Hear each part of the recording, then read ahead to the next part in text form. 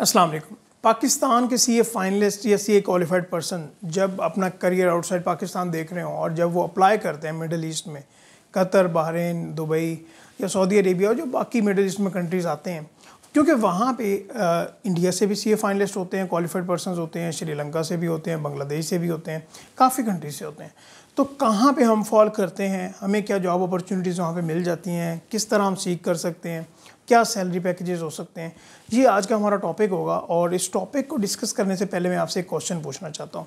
चाहे आप early stages में हैं सीए की, या ऐसी सीए की, या फाइनल लेवल पे हैं, या क्वालिफिकेशन के बिल्कुल पास हैं, तो वो क्वेश्चन ये है, आप मुझे ये बताइए कि अगर आप अपना करियर आउटसाइड पाकिस्तान देख रहे हैं तो आपको कब से उसके ऊपर प्लानिंग स्टार्ट करनी चाहिए, कब से कोई वर्किंग स्टार्ट करनी चाहिए, ताकि आपकी जो राय है वो हमवार हो सके और अपॉर्चुनिटीज़ आपको मिल जाए। तो ये आपने कमेंट सेक्शन में बताना है और मैं आपको इसके बारे में बताऊंगा लास्ट सेक्शन में। तो गाइस स्टार्ट करते हैं अपनी वीडियो को। और सबसे पहले डिस्क्लेमर ये है कि इरिस्पेक्टिव ऑफ द बाउंड्रीज, चाहे वो इंडिया है, पाकिस्तान है, बांग्लादेश है, श्रीलंका है, जो चार्टर्ड अकाउंटेंट्स के इंस्टीट्यूट्स हैं उनका सिलेबस आप अगर सर्च करेंगे तो एक जैसा होगा। जो हम स्टैंडर्ड्स पढ़ते हैं, अपनी प्रैक्टिस करते हैं ऑडिट फर्म से, वो एक जैसी हैं। अगर बिग फोर की बात कर ली जाए, बाकी ऑडिट फर्म्स की बात कर ली जाए, चार्टर्ड अकाउंटेंट्स फर्म जिस कंट्री में भी हैं वो सेम ही है ना। अगर यहाँ पे एफिलिएशन है बिग फोर की लोकल कंपनीज़ के साथ, ऑडिट फर्म्स के साथ, तो बाकी कंट्रीज़ में भी ऐसे ही है। तो हम काम भी एक जैसा करते हैं, सीखते हैं, पढ़ते हैं, हमारे स्टैंडर्ड्स एक जैसे हैं। बट जॉब के लिए हमें क्या अपॉर्चुनिटीज़ मिलती है मिडिल ईस्ट में, सबसे बड़ा क्वेश्चन ये है। तो गाइस इसके लिए सबसे पहले ये होगा कि हमें ये पता हो कि हम जॉब सीख किस तरह करेंगे, कैसे हम तलाश करें अपॉर्चुनिटीज़ को। इसका सबसे जो बड़ा मेन सोर्स है वो आपकी ऑडिट फर्म्स है, जहाँ पे आप काम कर रहे हो। वो आपको सेकंडमेंट पे भेजेंगी, या आपके जो सीनियर्स होंगे जो उस फर्म से आर्टिकल्स अपने कंप्लीट कर चुके हैं, वो आउटसाइड पाकिस्तान किसी ऑर्गेनाइजेशन में, किसी ऑडिट फर्म में सर्व कर रहे होंगे, तो आप उनसे बात करें और ऑडिट फर्म्स में अपॉर्चुनिटीज़ को ढूंढें कि जब आपकी ऑडिट फर्म सेकंडमेंट के लिए 2-3-4 महीने के लिए आपको आउटसाइड कंट्री भेजना चाहे तो आप विलिंग हो और आप में क्या क्वालिटीज़ होनी चाहिए। फॉर एग्जांपल आपकी ऑडिट फर्म में कोई 100 के करीब ट्रेनी स्टूडेंट है, तो वो ऐसी क्या ख़ास बात हो आप में कि ऑडिट फर्म आपको प्रेफर करे बाकियों की जगह। तो ये क्वेश्चन है सबसे इम्पोर्टेंट। देखिए, जब भी बाहर किसी ऑर्गेनाइजेशन को कोई एक रिसोर्स रिक्वायर्ड होता है तो उसकी कुछ वो उनकी शराइत होती हैं। और ये मैं उनसे, दानिश नवीद साहब जिनसे मैंने जूम सेशन भी किया था 2 महीने पहले, उन्होंने हमें सैलरी के बारे में डिटेल में बताया था। वो सऊदी अरेबिया में होते हैं, मेरे सीनियर हैं, कि वहाँ पे क्या पैकेजेस हैं।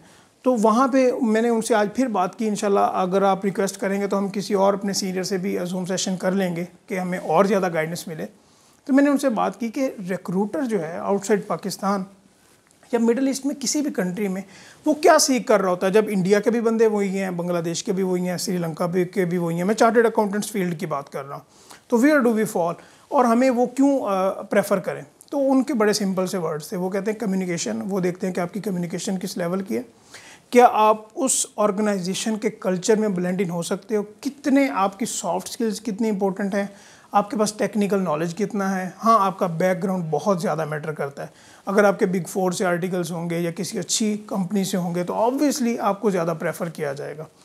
तो उन्होंने ये बात बताई। तो आपने क्या करना है, अभी अब देखना है कि आपकी कम्युनिकेशन किस लेवल की है, आप में स्किल्स, टेक्निकल सॉफ्ट स्किल्स किस लेवल की हैं, आप अभी जिस कंपनी में हो क्या आप उस कल्चर में ब्लेंड इन कर गए हो। तो जो मैनेजर्स हैं या डायरेक्टर्स हैं या पार्टनर्स हैं वो आपको ज़रूर प्रेफर करेंगे सेकंडमेंट के लिए। ये तो सेकंडमेंट की अपॉर्चुनिटी निकलती है, लेकिन ये सभी के हिस्से में नहीं आती। कुछ खास लोग ही होते हैं जिनके हिस्से में आती है। और ये टोटली डिपेंड करता है, जो मैंने आपको फैक्टर्स बताए हैं, इसमें कोई वो आप कह लेना कि एम्बिग्यूटी नहीं है। अच्छा, ये तो बात यहाँ पे हो गई। अभी सैलरी या जॉब की बात कर लीजिए तो वो किस तरह हम ढूंढें, ये सेकंडमेंट की मैंने बात कर दी। अभी आपने ये देखना है कि आपके कौन से ऐसे सीनियर्स हैं जो आउटसाइड पाकिस्तान सर्व कर रहे हैं किसी भी ऑर्गेनाइजेशन में। तो आपने उनसे बात करनी है, वो आपको तरीक़ाकार बताएंगे। ऑर्गेनाइजेशन में जिसमें आप अप्लाई करना चाहते हो आप अप्लाई करोगे, इंटरव्यूज़ दोगे। और इसका सबसे जो मेन रिसोर्स है जॉब सर्च करने का, वो उस ऑर्गेनाइजेशन की वेबसाइट है। मोस्ट ऑफ द केसेस में आपको सीनियर्स ही बता रहे होंगे कि यहाँ पे अपॉर्चुनिटी अवेलेबल है, यहाँ पे आप अप्लाई करो और यहाँ पे आप इंटरव्यू दो।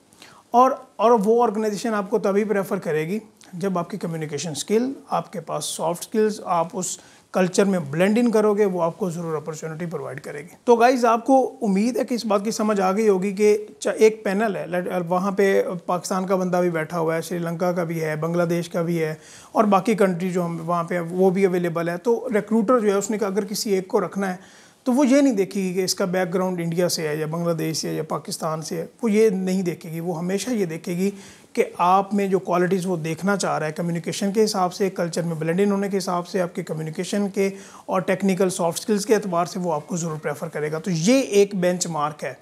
अभी हम आ जाते हैं अपने सैलरी के टॉपिक पे कि हाँ, ये बताइए कि वहाँ पे सैलरी पैकेजेस क्या होंगे। देखिए, कोविड की वजह से या पेंडेमिक की वजह से आजकल थोड़े बाहर रिस्ट्रिक्शंस लगी हुई हैं पाकिस्तान से भी, और कुछ कंट्रीज़ में खुल गई हैं, जिस तरह कनाडा है, वहाँ पे भी आप जा सकते हैं, और बाकी सऊदी अरेबिया, यहाँ पे अभी रिस्ट्रिक्शंस खुल रही हैं आहिस्ता आहिस्ता। इंशाल्लाह बाकी मिडिल ईस्ट की कंट्रीज़ में भी खुल जाएंगी और अपॉर्चुनिटीज़ हमारे लिए दोबारा से ओपन हो जाएंगी।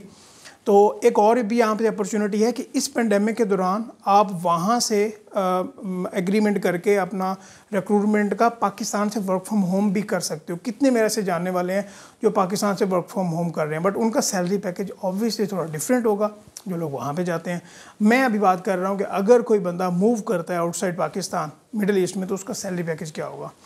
अगर आप CA फाइनल लेवल पे और आप किसी ऑडिट फर्म में जाते हैं, मैं ऑर्गेनाइजेशन की नहीं बात कर रहा, ऑडिट फर्म में जो आपका सैलरी पैकेज होगा वो एवरेज 200,000 होगा, 2 लाख रुपए पाकिस्तानी रुपीज़ की मैं बात कर रहा हूँ।